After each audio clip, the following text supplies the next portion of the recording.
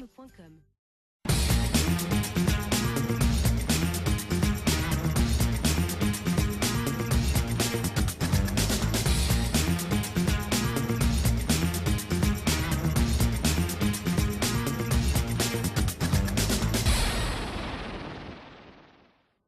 Citoyennes, citoyens, salut à tous, bienvenue dans Bouge ta ville, l'émission de ceux qui se retroussent les manches.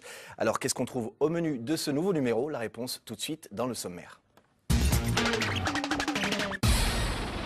Ils ont un projet pour réaménager l'EAI, mais pas seulement. L'association Développement Solidaire et Durable veut construire une ville à visage humain.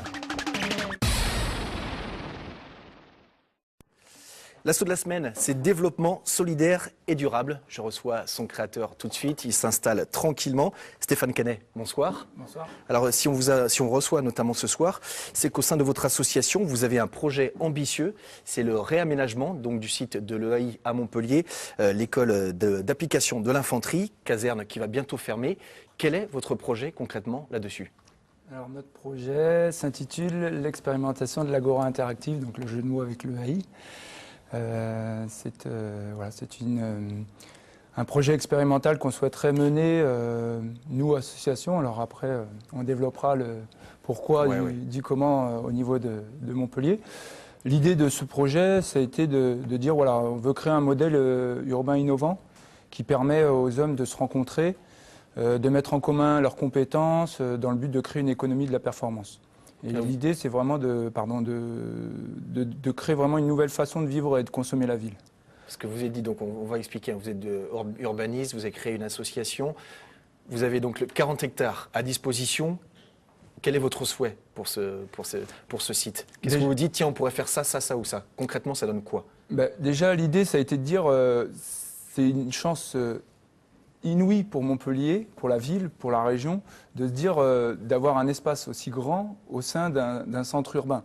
Montpellier, c'est une des plus grandes villes de France et qui plus est, qui génère une croissance démographique très importante. C'est une des régions qui gagne le plus d'habitants de France. Et donc, du coup, c'est de dire faut penser cet espace, non pas pour 10 ans, mais pour 60 ans et pour l'avenir des Montpelliérains actuels et futurs. Donc on voit à l'écran, là, ce sont des bâtiments, donc c'est une caserne, bâtiment austère, c'est militaire. Qu'est-ce que vous imaginez à la place? Alors nous, on est parti sur l'idée, parce que je rappelle que l'appel à idées lancé par la ville, c'était de dire on propose une idée, pas un projet architectural. On rappelle, vous répondez bien, un appel d'offres, donc voilà, lancé par la mairie. Enfin, pas un appel d'offres. Voilà, un appel à idées qui a été lancé par la mairie, où les dossiers ont été finalisés fin décembre dernier.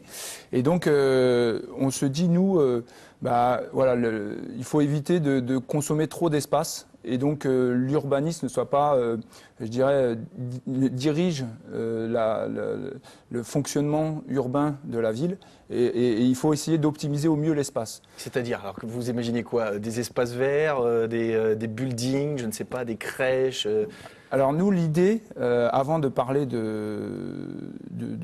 concret au niveau de l'aménagement de l'espace, on a dit comment on peut au mieux l'optimiser. Et donc l'idée, c'était de travailler sur les nouvelles technologies, notamment pour gérer tout ce qui va être consommation d'eau, des déchets, des transports. Et donc pour ça, on s'est inspiré de la démarche de Smart City d'IBM, donc notamment puisqu'ils font partie aussi de la ville de Montpellier. Et donc du coup... c'est quoi ce projet, Smart City? Alors Smart City, si vous voulez, c'est alors je ne veux pas le développer parce que je n'ai pas la technologie ni tous les savoirs qui sont développés. C'est de dire, voilà, sur un espace urbain, on va essayer d'optimiser par les nouvelles technologies. Et tout va être, comme je disais tout à l'heure, au niveau de la gestion de l'eau, des déchets ou des transports, va être en interactivité et optimiser au mieux le temps pour que derrière, l'espace urbain soit plus fluide, notamment les transports quand il y a des problématiques aux heures de pointe, de dire comment on peut essayer d'optimiser, de rationaliser pour que ça soit plus fluide au moment où tout le monde sort le soir de son travail. Alors concrètement, ça donne quoi? Parce que là, c'est du langage d'urbanisme, je ne comprends pas tout. Concrètement, ça donne quoi? Nous, le principe, voilà, sur l'aménagement du site, on a trois volets. Donc on a l'idée d'optimiser le projet par les nouvelles technologies, et deux, de travailler sur un urbanisme d'affranchissement qui est de dire on va dégager du temps et de l'espace pour aménager opérationnellement, dégager plus d'espace pour optimiser ce territoire. Pourquoi c'est une association qui charge de ça là? Justement, on s'attend plus à des architectes ou un cabinet d'urbanistes sur ce sujet. Pourquoi une association?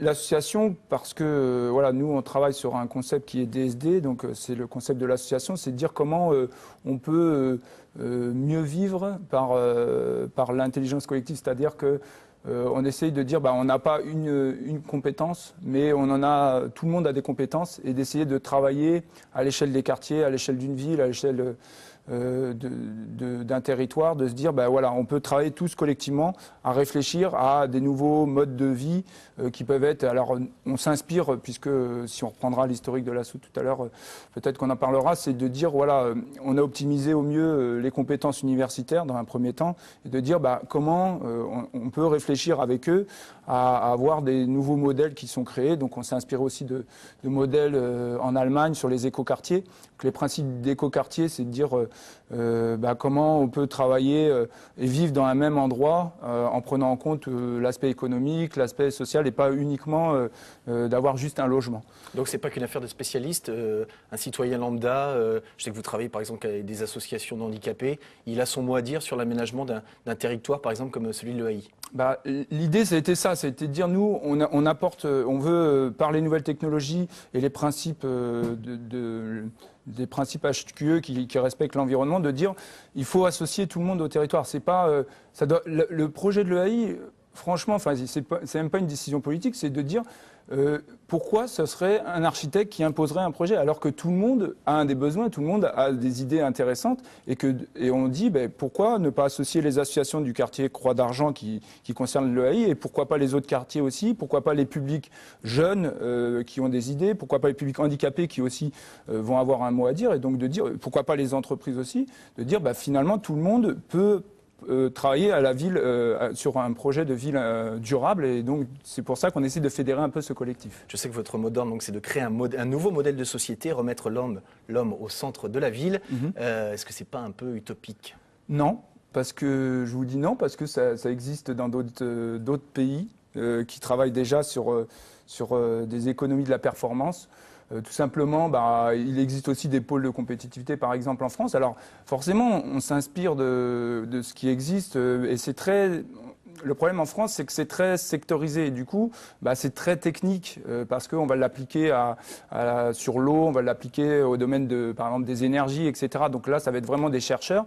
Nous, ce qu'on se dit, c'est que tout simplement, on peut créer une économie sociale, solidaire, en disant, il y a des jeunes des quartiers, par exemple, qui ne travaillent pas et qui peuvent travailler avec nous en apportant des idées, des compétences, même s'ils n'ont pas forcément tous les cursus nécessaires. Mais l'idée d'un principe d'entraide, et c'est ça notre force aujourd'hui. Qu'est-ce qu'ils vous disent, les élus, quand ils vous voient arriver à la mairie? Ils se disent, tiens, c'est de doux rêveurs, une association, on va dire, on ne sait pas d'où elle vient, alors qu'on a des grands cabinets d'urbanistes qui répondent justement à cet appel à idées? Nous, déjà, on existe depuis 2005 sur Montpellier, donc ils nous connaissent. Ensuite, l'idée, c'est que eux, ils ont lancé un appel à idées. Et donc, du coup, l'idée a été de dire que tout le monde pouvait participer à ce projet. Et donc, dans cette idée, de dire que nous, on représente un peu le collectif des habitants de Montpellier. Alors après, je ne sais pas s'il y a d'autres structures montpelliéraines qui ont répondu. Mais simplement de dire que voilà, on fait déjà une démarche d'écoquartier, puisque dans d'autres quartiers, on travaille déjà sur ce principe de concertation, de participation des habitants, notamment sur des animations qu'on est en train de mettre en place, sur des nouveaux lieux de vie, puisque là, je prends l'exemple concret d'une laverie bio là sur Boutonnet qui est en train de se mettre en place, où on va avoir une antenne, et on essaie justement d'expérimenter à l'échelle d'une laverie et d'un quartier ce nouveau modèle. En tout cas, on va suivre votre dossier. On va suivre votre candidature. Pour ceux qui sont intéressés, www.dsd-asso.fr. Merci Stéphane Canet.